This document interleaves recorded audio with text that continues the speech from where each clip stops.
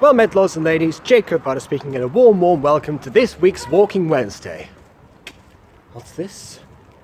I'm dreaming of a wet Christmas, just like the forecast didn't say.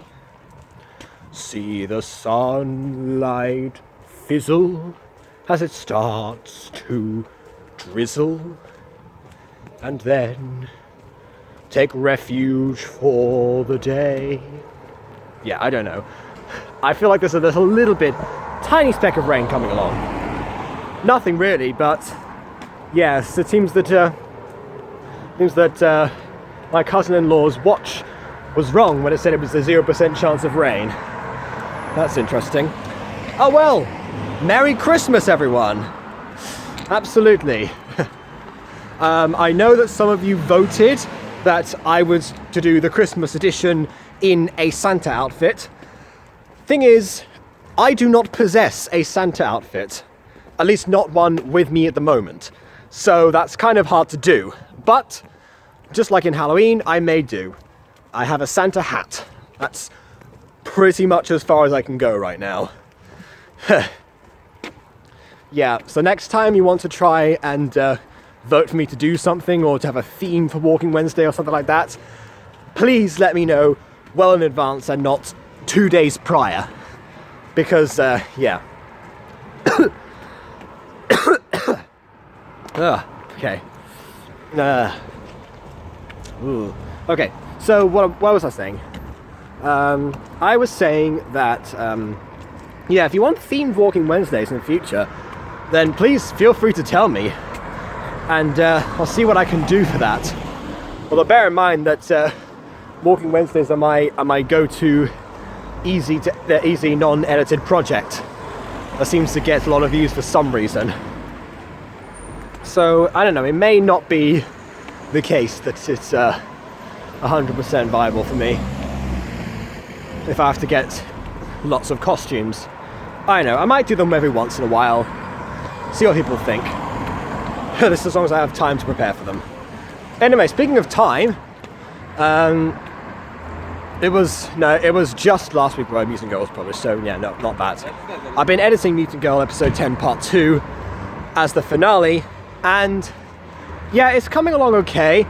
The audio is, of course, in so many different places that it's sometimes hard to compile it all into one area, especially with some characters being presented in several different scenes. Although honestly, I think it is going to be a decently paced episode, not like episode 8 part 2 where it was just 4 minutes. Yeah, I can feel the rain more a bit now. As for other projects, the Zane Sings a Song, which was a day late, again, time, but I didn't give myself enough time to prepare for it, so I suppose, and we were also travelling the same day, so it wasn't very viable for me.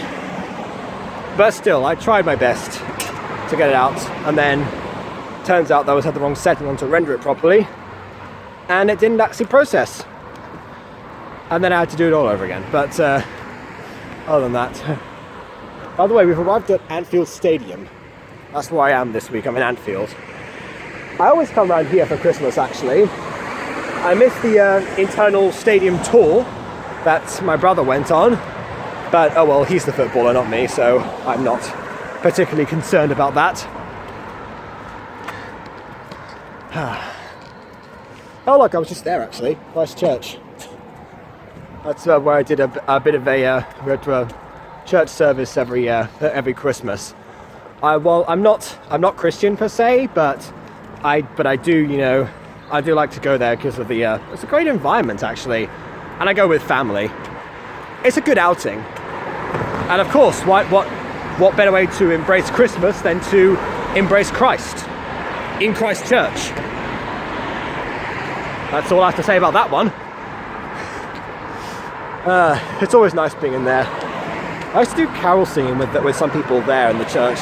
There was one year where I got invited along, and it was amazing, but and then every other year I forced people to recreate that, and and we had to go around we're usually going around 3 to 4 houses that have agreed to have us go and carol for them. You know, if it was up to me, I would go door to door. I don't care. But if people want to turn me down or douse me with water, then that's on them. I'll take hypothermia, I don't care, I like singing.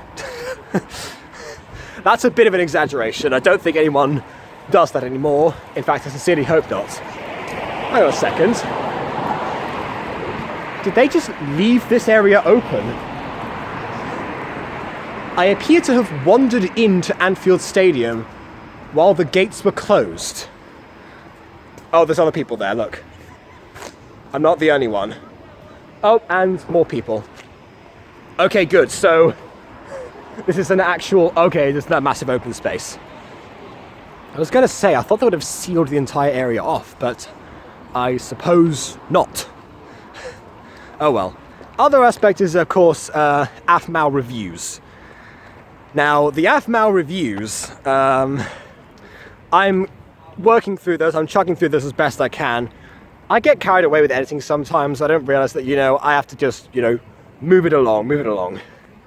Can't be doing too many zoom-ins or superimposed images or close-ups or anything like that. Have to stick to the basics. But, oh well, I can't help myself sometimes. But yes, I am still working through this. I'm currently working on episode 9, the editing part. I've done all the episodes, so I know how Phoenix Drop Days ends. And I know that AFMAO issued a statement about Phoenix Drop Days, confirming my suspicion that in fact, Phoenix Drop Days was meant to have more episodes attached to it, and the ending was completely rushed. Here's the thing about that.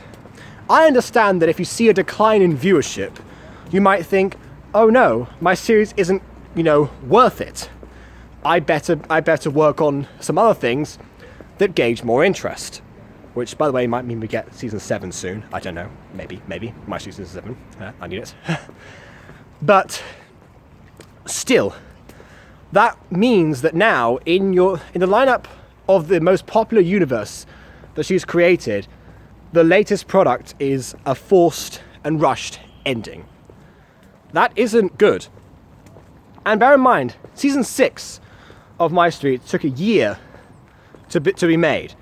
If you need to take time off the production of Phoenix Drop Days, because it was very high production value, even for My Street, but if that has to happen, then surely it's best to put the series on hiatus and come back, you know, produce it in the background so it can come out later. And yeah, if anything, you know, the decline in viewership when you get to the middle of a series, that's kind of normal, isn't it? Maybe it was more so than previous ones. I'm not sure. But it just does seem odd that AFMAO would choose to sacrifice both quantity and quality in the end. And I know that she's concerned about copper. Oddly enough, the only person I mentioned in my copper rap. But still, it just seems so bizarre to me that even despite that, she says in the statement, we'll find a way through. Well, clearly you found a way through, but it wasn't a very good one, was it? I feel bad being critical of AFMAO sometimes, but then I remember that people make mistakes, people slip up. And part of the reason that, you know, she's my favorite creator is because I can embrace her mistakes and I can, you know, talk about them. And I know I can nitpick sometimes, but that's what I do when I like something. I nitpick because the details that are inconsistent stand out more to me because everything else is so good. I end up in Stanley Park. I didn't realise that place was there was a connection to Anfield Stadium right here. I've been here almost every year and I'm still finding out new things. Anyway, I'm running out of time, so I'd best be back. There's dogs around here, so I don't know if they're going to end up coming after me. But either way, please be sure to leave a like or dislike, because your opinion matters. Leave your thoughts on Phoenix Drop Days, and until next time, farewell. Merry Christmas. And Happy New Year, you filthy animal.